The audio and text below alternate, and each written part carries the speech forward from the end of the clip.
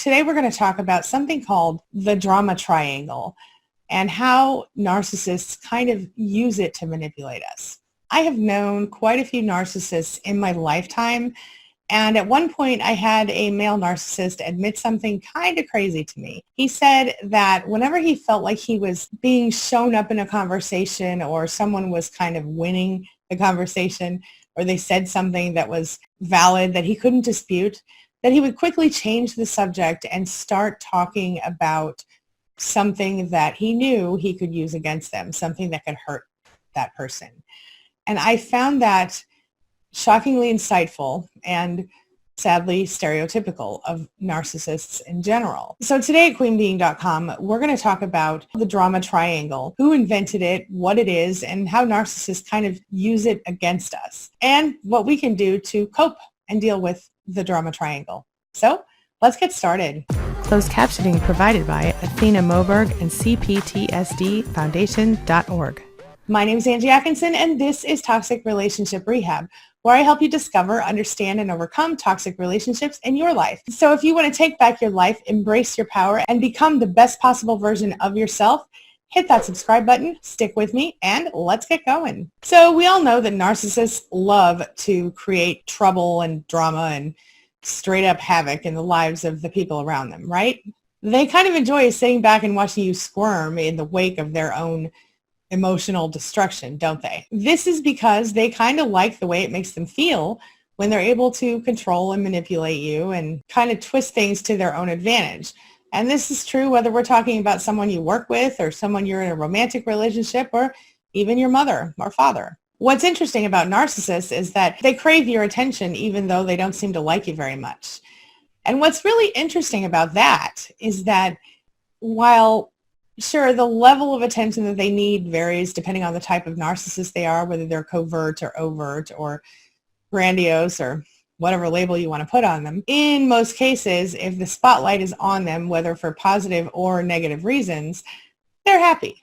And like I said, regardless of whether the attention is positive or negative, they'll take it. Sometimes they intentionally create drama just to get you to react to them, and that's narcissistic supply, one form of it. And of course, there are those times that sometimes they'll be totally cool, and then the next minute they become someone you don't recognize, kind of that whole Jekyll and Hyde type thing. Well, this leads me to the drama triangle, which is a concept first introduced by Dr. Stephen Karpman back in the 1960s. At its most basic level, it talks about how, as people, we can play three different parts in the drama triangle. We can either be the victim, the persecutor, or the rescuer.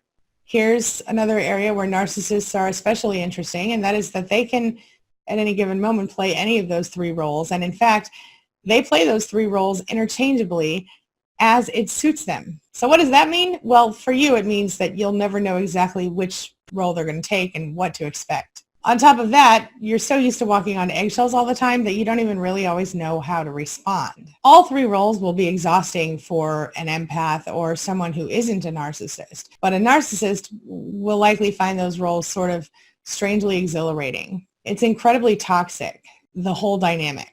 But whether you're healthy or you're codependent or you're a narcissist, getting involved in a drama triangle is definitely, like I said, very toxic. And once you're in it, it's really difficult to kind of get out of the cycle.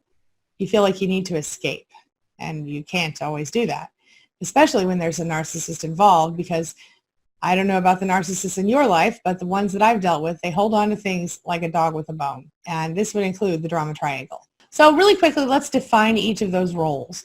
So the victim, this person sees it like everything's happening to them, and they feel really helpless. They feel like they don't have any power or ability to change their own circumstances. They're the victim. So inevitably, the victim is seeking someone to rescue them or solve the problem for them. And they also do this kind of sneaky thing where they're looking for validation of the fact that their problem is unsolvable. So if you happen to be dealing with someone who's a victim in this drama triangle, they're not actually looking for solutions. They're just looking for you to feel sorry for them. And then we have the rescuer, who in the drama triangle seems like they really do want to help that victim feel better, do better, solve the problem. But what you're really dealing with here is someone who's acting as if they want to help, but who's really more concerned about everyone seeing their role as the rescuer.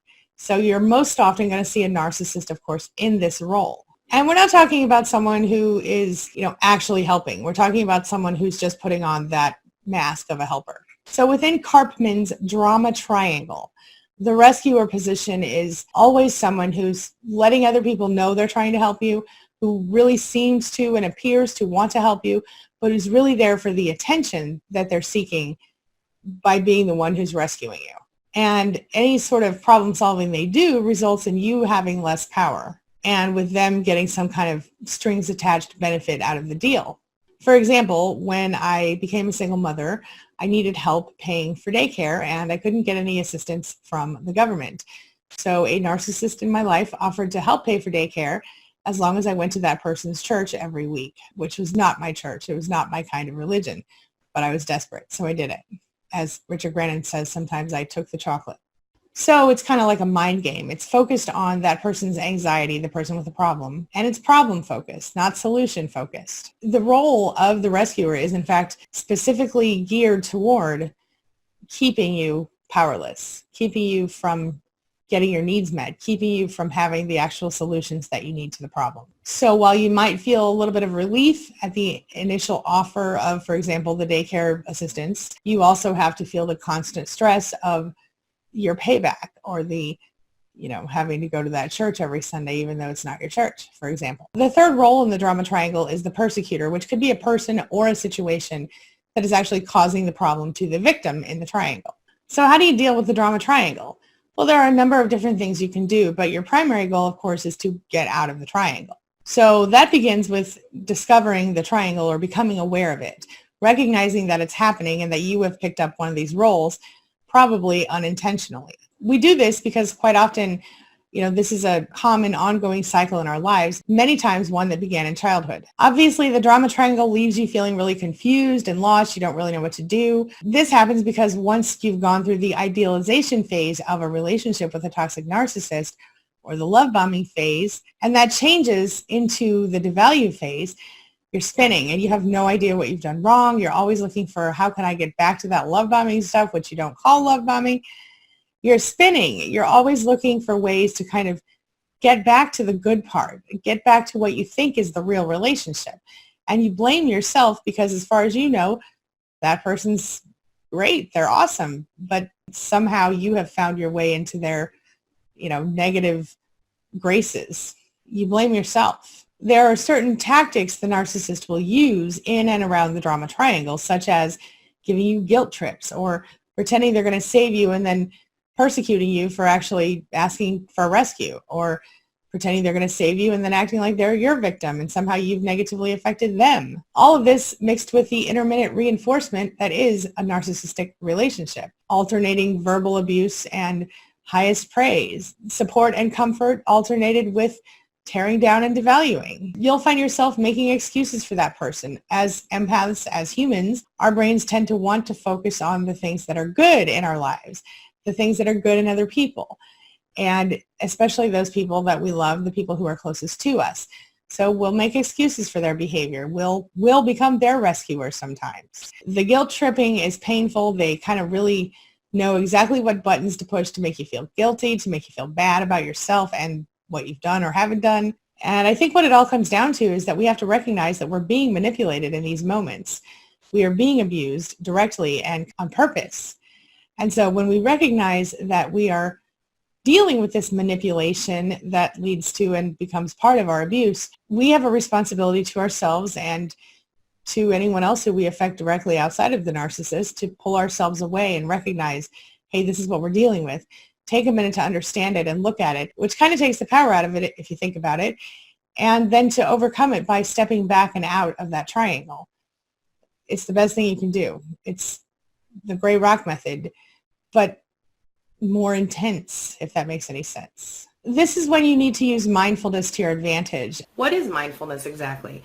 Well, for people who don't know, mindfulness is a form of meditation that is taught as part of CBT, or cognitive behavioral therapy. This is currently one of the most popular psychotherapeutic approaches for treating a range of mental health disorders such as anxiety, various phobias, and depression. I know a lot of us who have been abused by narcissists suffer some of those things. So the general idea behind CBT is that our emotions and our behaviors are controlled by our thoughts. Now, if you're experiencing anxiety, for instance, then there's a good chance that this is being created by ruminations and thoughts that are causing you to become anxious. A phobia of heights, for example, might be caused by thoughts like, oh my gosh, I'm going to fall. So in order to help people identify thought processes like this, CBT teaches mindfulness as a form of self-reflection. This involves sitting quietly and simply observing the contents of your own thoughts. Now, as they pass by, you might notice little things like, oh my gosh, I'm going to fall. But unlike other forms of meditation, you're not really trying to quiet your thoughts here. Instead, you're just noting them and reflecting on them. Does that make sense? Take the time to notice patterns that are happening in your relationship and kind of do something different than you've done before. Use a pattern interrupt to change your mind.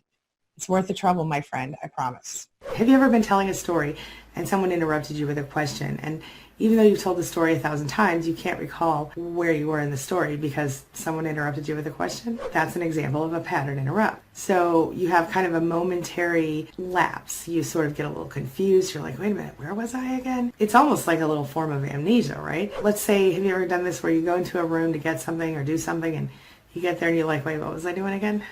Or you started to do something and you got interrupted and then you couldn't remember what it was you were doing in the first place. Here's the thing. When you find yourself in that kind of confusing state, it actually opens you up for something else, and that is a new perspective, a new form of clarity if you choose to use it that way. So what are a few things that you can do to interrupt your patterns then? One thing you could do is maybe step outside, on the front porch, pace back and forth for 5 minutes, come back in, your whole life changes, whole perception changes. Another thing you can do, we've talked about before, do the 4 corners technique, where you follow the 4 corners of your phone or your TV or your wall or your door, any square. Follow the 4 corners clockwise for 2 minutes with your eyes. It changes your perception somehow. Try taking a different route to work one day, or try not watching TV for a week, or try laughing. Sometimes just watching a funny video on YouTube or a funny show or funny movie can change your whole perception.